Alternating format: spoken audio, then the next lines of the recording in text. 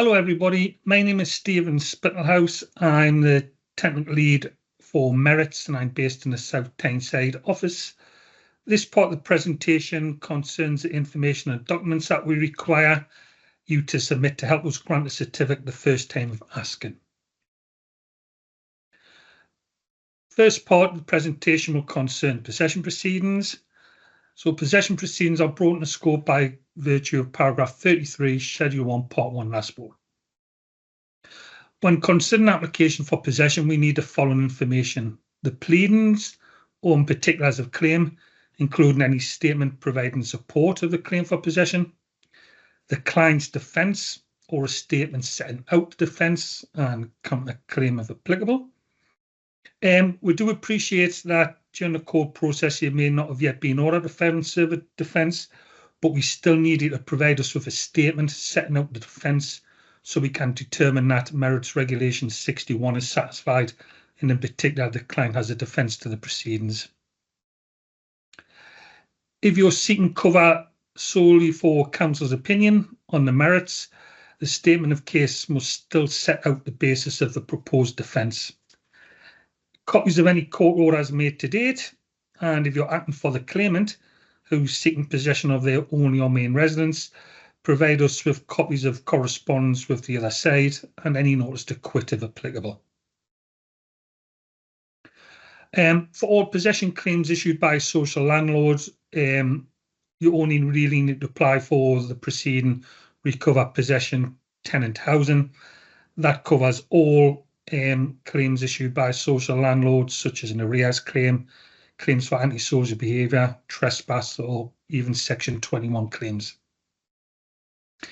In circumstances where you already have a certificate in relation to a claim for possession and fresh possession proceedings are issued, so for example, you currently have a certificate to defend a Section 21 claim and the landlord subsequently issues a fresh claim for arrears, then in those circumstances a fresh application for legal aid is required. If you represent the client in mortgage possession, an application can be made either under the housing or debt matter types, with the proceeding recover possession under legal charge housing or recover possession under legal charge debt.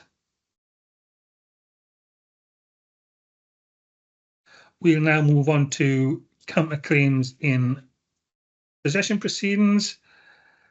Counterclaims are brought into scope by paragraph 33(6) of LASPO. A counterclaim is only in scope though if it relates to the defence of the possession proceedings. So a counterclaim for disrepair could offset arrears of rent and providing a defence. So if your client recovers any damages, those would be used to offset the arrears given a defence to the possession claim.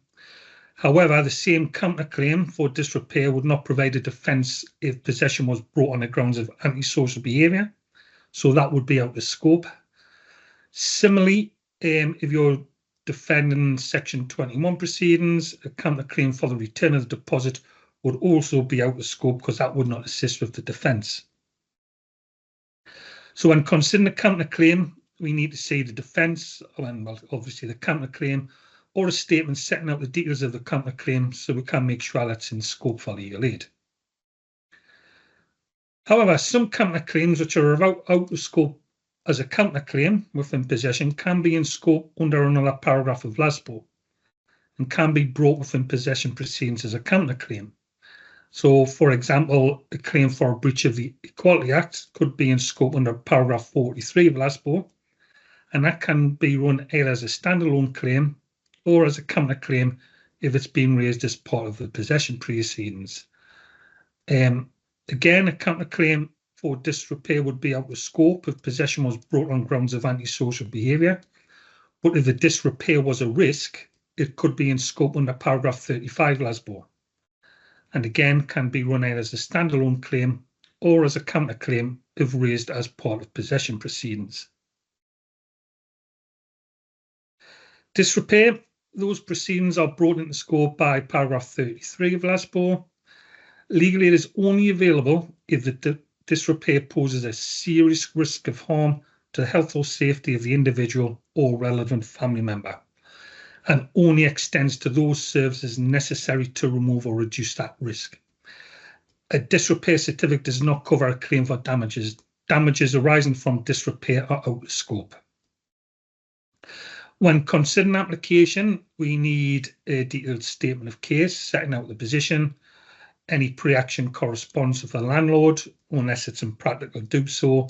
So, for example, you require an urgent injunction to compel a landlord to carry out repairs.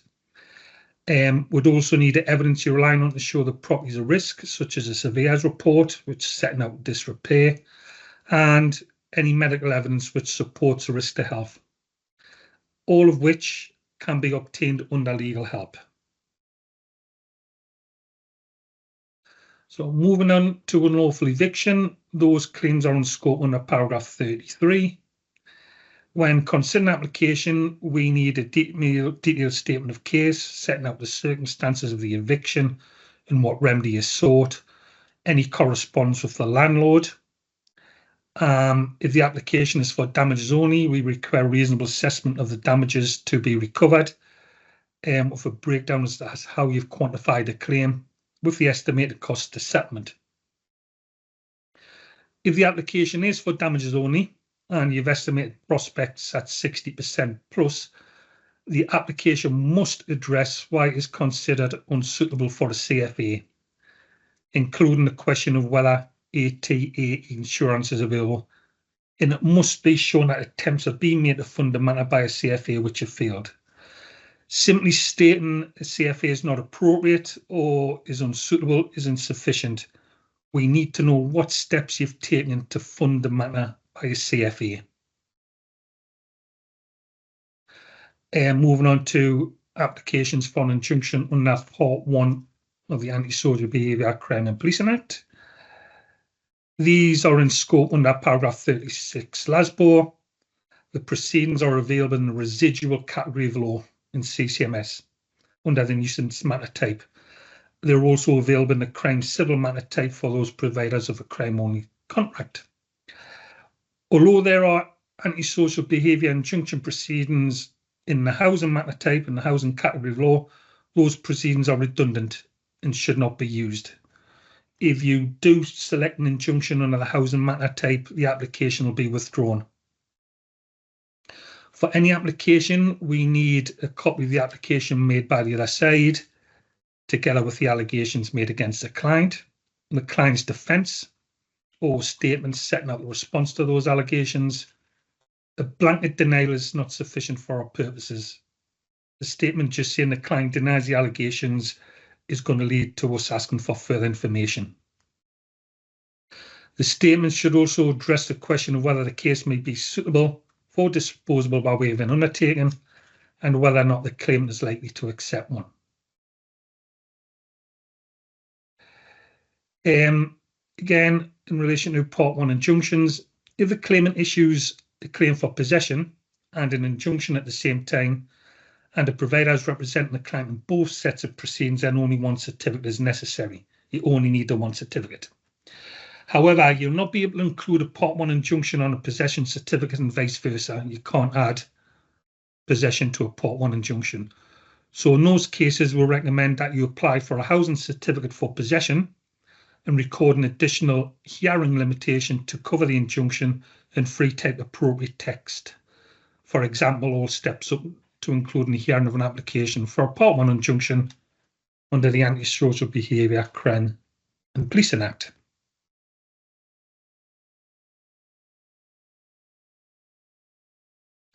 Right, orders for an injunction under the Protection from Harassment Act. Protection from Harassment Act proceedings are available in the housing category of law only where the applicant or defendant is the client's landlord.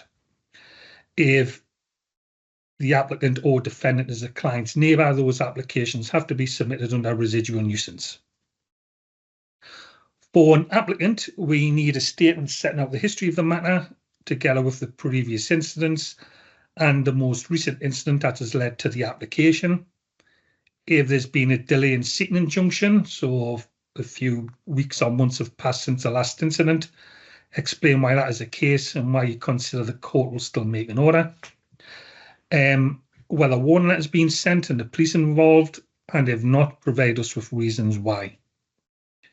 If you're acting for the respondent, we require a detailed response to the allegations. Again, a blanket denial is insufficient for our purposes, and why the matter cannot be settled by way of an undertaking. As mentioned earlier, the opponent is not the client's landlord or the claimant is not the landlord. An application must be made under the residual nuisance contract matter type. So moving on to appeal proceedings, if you're representing the appellant, we require a copy of the court order, as well as a transcript of the judgment, or if that's not available, counsel's or solicitor's written note of the judgment. We need the grounds of appeal or a statement setting out the basis the decision is flawed. If you just seek an opinion from counsel, we still need you to give us an indication as to the grounds of appeal.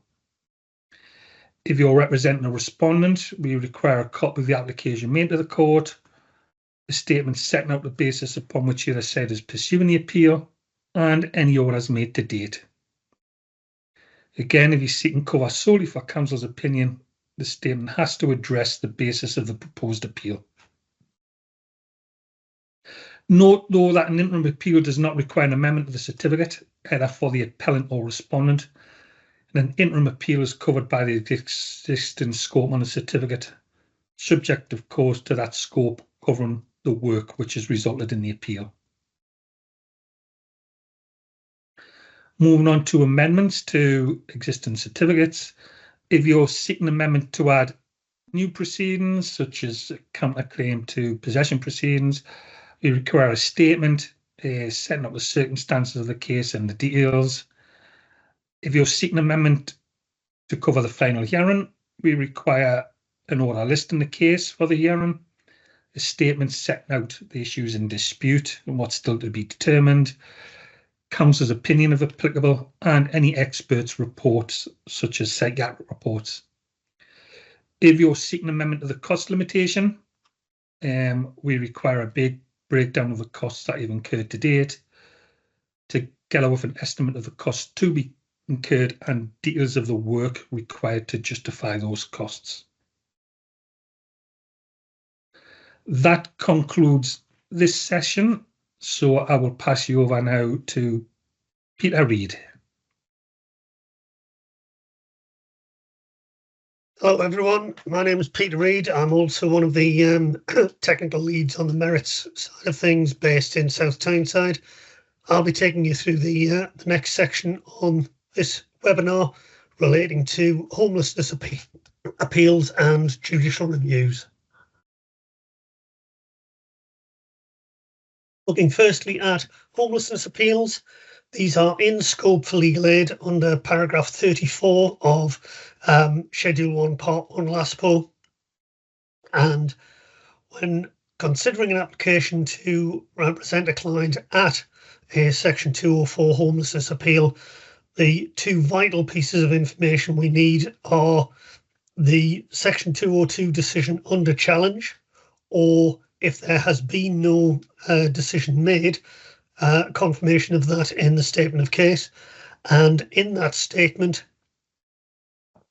something setting out the grounds of the appeal, identifying the flaws in the local authority's decision and the point or points of law on which any appeal is to be based.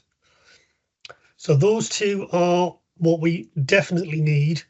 Additional information on our wish list that would assist with dealing with the application would be the original Section 184 decision, any representations made either by yourselves or the client in support of the Section 202 review request, a copy of any minded to letter that the local authority had produced, and if you've already instructed counsel, any opinion from that counsel as to the basis on which the 202 decision is susceptible to challenge.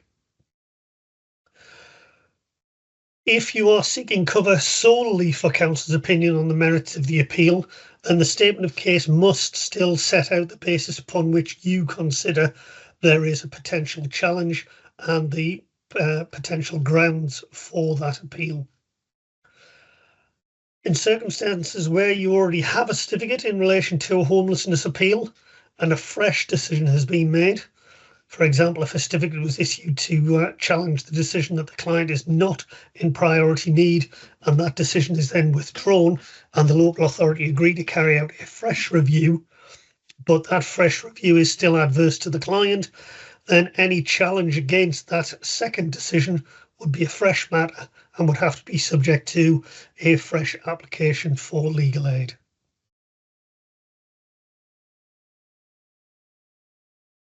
Moving on to judicial reviews, they are in scope generally for legal aid under paragraph 19 of Schedule 1 Part 1 LASPO, not just in the housing context, but that's what we're looking at today. And when considering the application, we need details of the act or omission under challenge. So a copy of the decision that you're seeking to challenge should be provided, or if it is a lack of a decision, any copy correspondence that you've had with the public body leading up to this point. We need to have a protocol compliant letter before action, which should have been sent to the other side, and they should have been given a reasonable opportunity to respond to that letter, except where it is considered impractical to do so. So if, for example, the client is street homeless and you are looking to make an out-of-hours application for interim relief, then it may not be practical to send a letter before action before delegating functions to grant yourselves an emergency certificate. If you have sent out a protocol compliant letter, we need to see a copy of any response to that letter before action, even if it's just an acknowledgement, so that we know that the local authority received the notification of the challenge. And the statement of case in support of the application must address the flaws in the decision and or the flaws in any response to the pre-action correspondence, setting out on what basis you still consider the decision to be unlawful and susceptible to challenge. So you need to spell that out for us.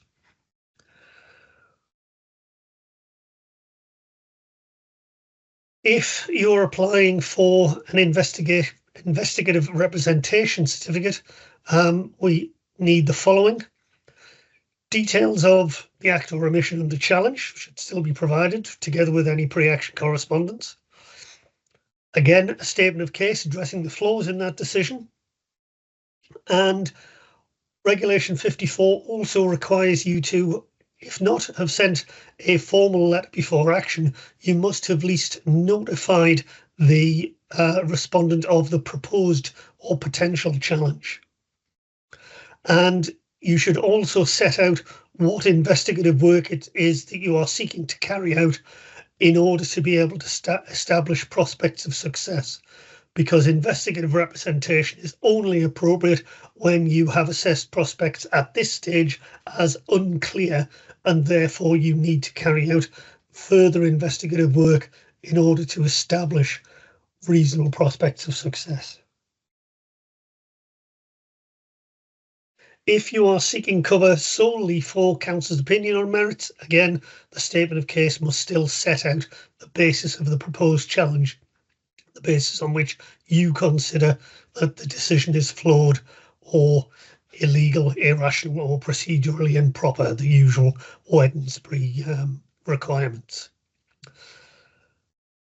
And similar to homelessness appeals, in circumstances where you already have a certificate in relation to judicial review and a fresh decision has been made. So, for example, a certificate was issued to challenge the failure to provide accommodation, which is then subsequently provided, but you consider that accommodation to be unsuitable, then again, that would be a fresh decision, which would have to be subject to a fresh protocol letter, and if that didn't produce an appropriate response, a fresh application for legal aid. We would not want to see what's termed a rolling judicial review, seeking to rely on the original challenge when the circumstances have changed.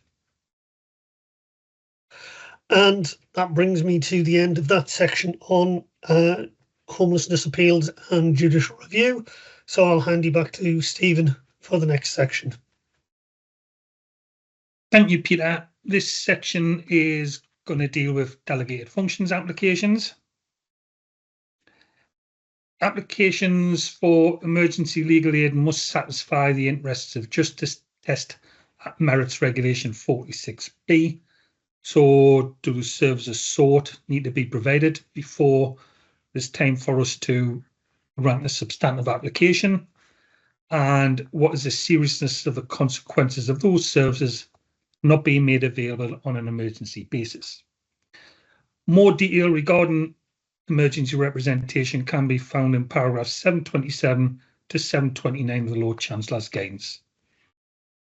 Applications can be submitted under the single or the dual stage process.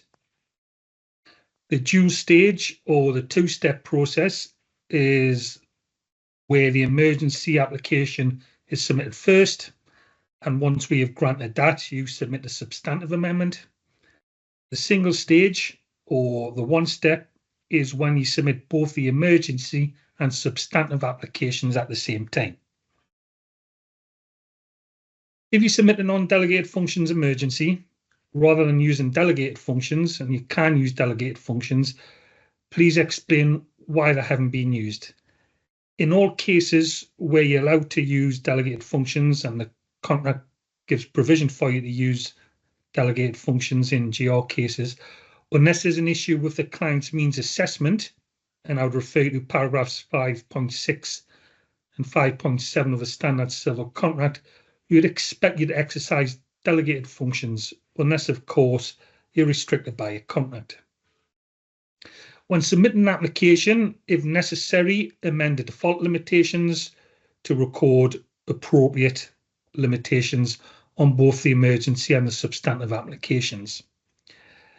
If a limitation is not appropriate or has been omitted from the substantive or even the emergency, we will record what we consider an appropriate limitation on your behalf. If you're delegating for a cost limit higher than the default £2,250, please provide reasons for the increased limit in the statement section of the CCMS merits report, or if you're uploading a separate statement, in that statement. That concludes this section, and I'll pass you back to Peter.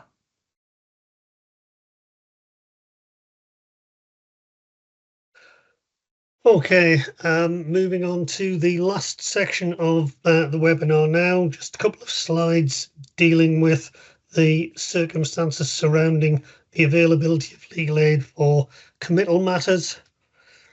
So any proceeding where the client's liberty is at stake are defined as criminal proceedings by Regulation 9V of the Criminal Legal Aid General Regulations 2013. And that includes all representation of respondents to committal in civil proceedings. Those are remunerated as a criminal matter.